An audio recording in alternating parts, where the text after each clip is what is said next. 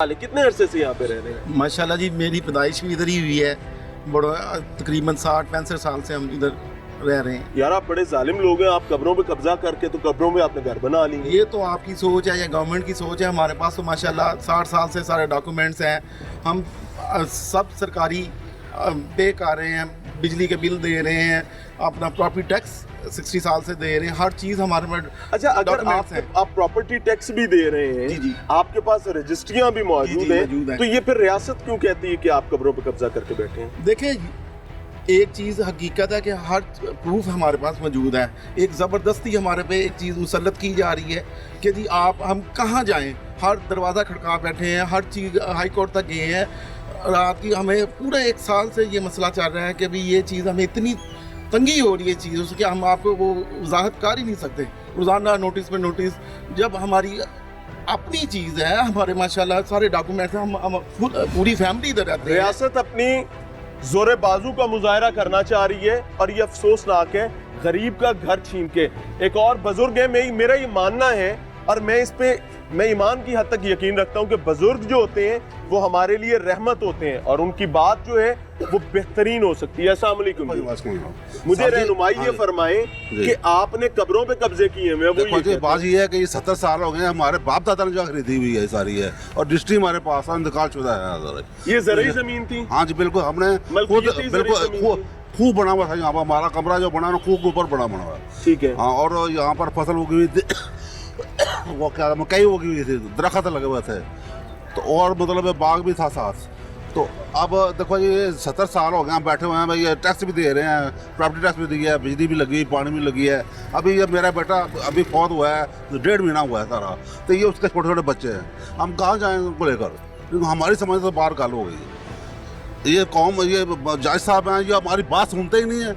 अब तो देखो ये रजिस्ट्री है, ज़हन में रखें, ये रजिस्ट्री है, ये ज़हन में रखें कि मिसगाइड कर रही है आपकी ब्यूरोक्रेसी, आपके सरकारी मुलाजिम मिसगाइड कर रहे हैं। हाँ जी बिल्कुल। क्या पैगाम देना चाहेंगे इन सरकारी मुलाजमों के लिए जिनके अपने घरों में बच्चे हैं? जो देखो उनको चाहिए था ये रजिस्ट्री को पहले चेक करते, इसके बाद वहाँ पर हाई कोर्ट में पेश करते जाके, उनको अपने घर उजड़े तो उनको पता चल रहा सारा क्या होता है इसमें।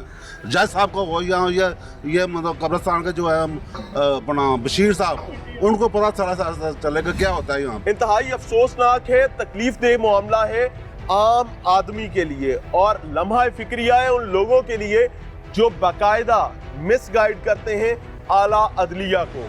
मकसद न जाने क्या है, किस तरह से उनके जहन में क्या चीजें चल रही होती हैं, अल्लाह बेहतर जानते हैं, लेकिन आम आदमी तकलीफ में है, सफर हो रहा है। अस्सलाम वालेकुम जी। क्या हाल है? ठीक है आप? कितने अरसे से यहाँ पे रह रहे हैं? जी मेरी इतने शादी हुई से मेरा सस सहुरा मेरा माँ इतने फौत होए ने।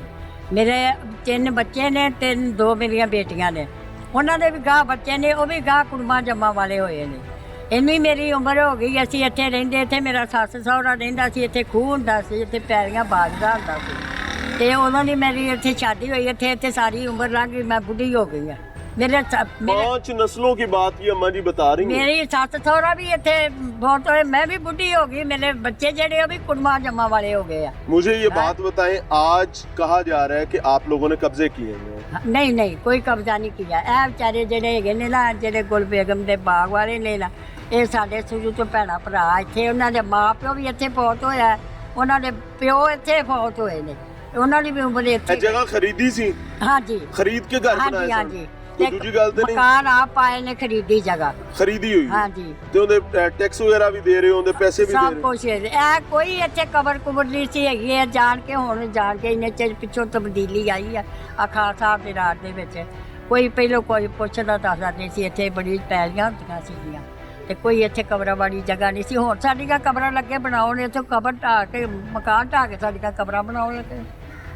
जिंदों के सर से छत छीन के वहाँ पर कब्रें बनाना, हाँ। कैसी बात होगी? और बगैर कुछ लिए दिए। ਅਸੀਂ ਕੁਰਸੀਆਂ ਤੇ ਭਾਲਨੇ ਆ ਤੇ ਅਸੀਂ ਤੰਗ ਹੁੰਨੇ ਆ, ਸਾਨੂੰ ਕੀ ਪਤਾ ਸੀ ਅਸੀਂ ਮੁੜ ਕੇ ਕਬਰਾਂ 'ਚ ਬਣਨਾ, ਤੇ ਅਸੀਂ ਇਹਨਾਂ ਨੂੰ ਨਾ ਵੋਟ ਦਿੰਦੇ, ਨਾ ਕਬਰਾਂ 'ਚ ਬਣਨਾ। ਅਸੀਂ बहुत तंग हो गए। बहरहाल जी, बहुत सादा सी बात है कि आम आदमी परेशान है, आम आदमी से घर छीना जा रहा है। इंसान पूरी जिंदगी जो सबसे अहम काम करता है वो ये होता है कि यार किसी तरह मेरे सर पर छत आ जाए, मेरी आने वाली नस्ल जो है वो दर दर ना भटकती फिरे। आज तख्ते लाहौर की बात की जाए, तो 1 करोड़ रुपया भी हाथ में उठा के आप किसी प्रॉपर्टी डीलर की सीढ़ी नहीं चढ़ सकते। और ये सच है, क्यों कि प्रॉपर्टी रेट इतना बढ़ चुका है और आप इन बेहतरीन किस्म के लोगों के घर जो उन्होंने अपनी मेहनत के बाद बनाए हुए उनको तबाह बर्बाद करने जा रहे हैं। खुदारा इस चीज को समझें। आज के प्रोग्राम का मकसद आखिरी दस्तक देना है, आखिरी कोशिश करना है। आप तमाम आला अफसरान के सामने, आला अदलिया के सामने और तमाम उन ताकतवर लोगों के सामने जो इस मामले को हल कर सकते हैं, ये आखिरी दस्तक समझिएगा। इसके बाद ये लोग शायद दस्तक नहीं दे सकेंगे। खुदारा इस दस्तक को सुने और ये जो ऑपरेशन आप कर रहे हैं, यहाँ पर जा रहे हैं, ये गैर कानूनी ऑपरेशन नजर आ रहा है, बज़ाहिर गैर कानूनी ऑपरेशन नजर आ रहा है क्योंकि मिसगाइड किया जा रहा है आला अदलिया को और करने वाले हैं मेरे ब्यूरोक्रेट, मेरे सरकारी मुलाजिम, मेरे सरकारी अफसरान, जिनको हमने अपनी फलाह बहबूद के लिए पढ़ा लिखा कर इन मनसबों पर पहुंचाया। रानी गुल बेगम चूंकि मुसलमान बेगम थी महाराजा रंजीत सिंह की और उनके पास कोई औलाद नहीं थी, तो मेरे अकब में आप देख सकते हैं ये मज़ार उस शख्स का है जो रानी गुल बेगम का बेटा था, लेकिन लेपालिक बेटा था। नाम था सरदार खान। सरदार खान के हिस्से में जो प्रॉपर्टी आई उसमें ये रानी गुल बेगम का बाग था जहाँ पर इस वक्त हम मौजूद हैं, और इसके अतराफ में रानी गुल बेगम के हिस्से में आने वाली ज़रई ज़मीन थी जहाँ पर ज़राअत का काम किया जाता था, खेती बाड़ी की जाती थी। वक्त बदलता गया, हालात बदलते गए और वो ज़रई ज़मीन पाकिस्तान बनने से पहले कुछ और कुछ उसके बाद तामीरात हो गई, जगह बेच दी गई, प्रॉपर्टीज़ बिक गई, लोगों ने अपने घर बना लिए, अपनी छतें बना ली।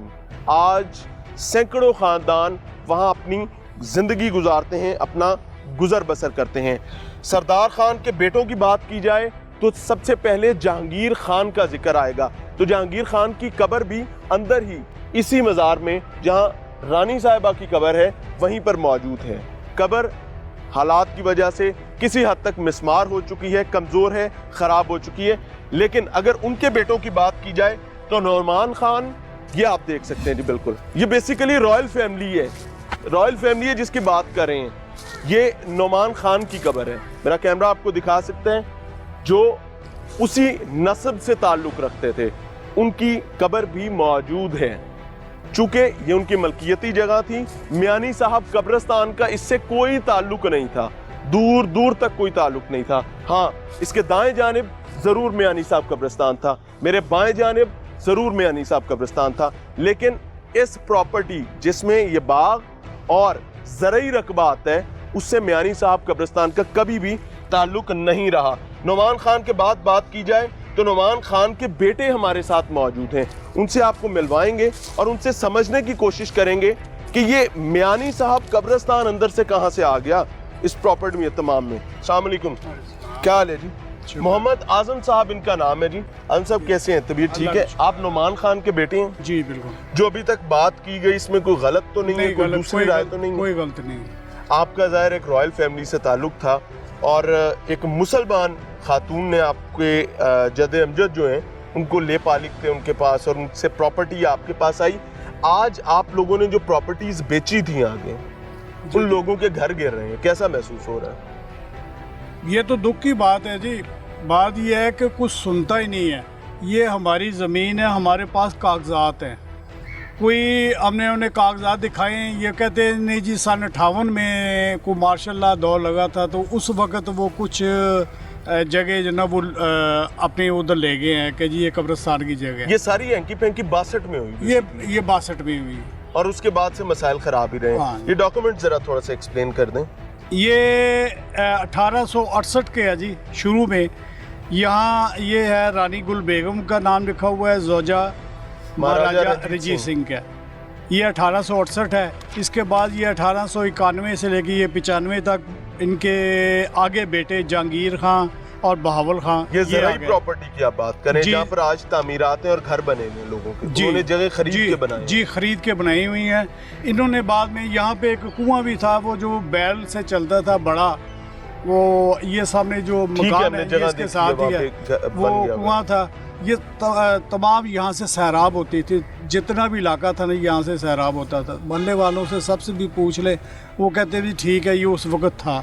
ये बाद में हुआ है, या तो ये कब्रिस्तान कमेटी वालों ने ऐसा काम किया है या कोई गलती से वो हमारे खसरे जो है ना वो उधर कुछ चले गए हैं। आज का प्रोग्राम बुनियादी तौर पर सिर्फ और सिर्फ उन लोगों के लिए है जो इस तमाम मामले में पेश हैं, ख़ास तौर पर मियानी साहब कब्रिस्तान कमेटी के लोगों के लिए, उनके साथ साथ उन जिम्मेदारान के लिए जो इस तमाम मामले को लीड कर रहे हैं, लोगों से उनके घर छीने जा रहे हैं, उनको दिखाना चाहते हैं, उनको बताना चाहते हैं कि जनाबे वाला कोई होश के नौखुन लें, ये प्रॉपर्टीज मलकियती प्रॉपर्टीज थी, निजी जायदादें थी, इनका ना तो रियासत के साथ कोई ताल्लुक था और ना ही इन जायदादों का कोई ताल्लुक मियानी साहब कब्रिस्तान के साथ था। एक अजीब सी मंतक यहाँ पर सिर्फ सुनाई जाती है कि मियानी साहब कब्रिस्तान यहाँ पर तमाम चीज़ों को देखेगा, उन चीज़ों को भी जो प्राइवेट प्रॉपर्टीज के ऊपर कब्रें हैं। क्या हैरान को नहीं है, मियानी साहब कब्रिस्तान के मामलात को देखे ना वो कमेटी। जी बिल्कुल बिल्कुल, वो उनको बाहर के देखें। मामलात को कैसे जी बिल्कुल, जैसे आपने कहा ये ज़रूरी ज़मीन है, हम इसका जो हमारे बड़े जो है ना वो इसका मालिया देते रहते हैं, मालिया आबियाना जाता था, वो कब्रिस्तान का तो नहीं जाता था, हमारे पास उसकी रसीदें हैं, हर चीज़ है, ज़रूरी ज़मीन का जाता था।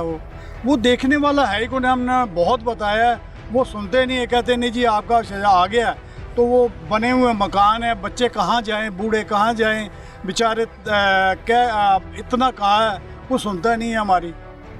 हम जी आपको उस तरफ भी लेकर चलेंगे जहां के हवाले से यहाँ पर आना था, उन घरों में भी जाएंगे और आपको उन फैमिली से भी मिलवाएंगे कि वो किस कसम पुरसी के हालात में अपनी ज़िंदगी गुजार रहे हैं और क्या क्या मसाइल उनको रोज़ाना देखने पड़ते हैं। और ख़ास तौर पे अब जब एक एक्टिविज़म नज़र आ रहा है इस तमाम मामले में, जो कि बहुत क्लियरली मियानी साहब कब्रिस्तान के इंतज़ामिया की जानिब से है, जो इस तमाम चीज़ों को ख़राब कर रहे हैं और आला अदलिया का जिक्र किया जाता है। मैं अब बहुत अफसोस और तकलीफ के साथ ये बात करने पर आज मजबूर हूँ कि आला अदलिया के सामने फैब्रिकेटेड चीज़ें रखी जाती हैं, आला अदलिया को गुमराह किया जा रहा है, सही हकायक उनके सामने नहीं आने दिए जा रहे। और बहुत अफसोस के साथ मैं ये कहना चाहूँगा कि अभी तक मियानी साहब कब्रिस्तान की डिमार्केशन नहीं हो सकी, और डिमार्केशन के बगैर किस तरह से आप चीज़ों को आगे चला सकते हैं, ये बहुत बड़ा सवालिया निशान बाकी है। आगे चलें।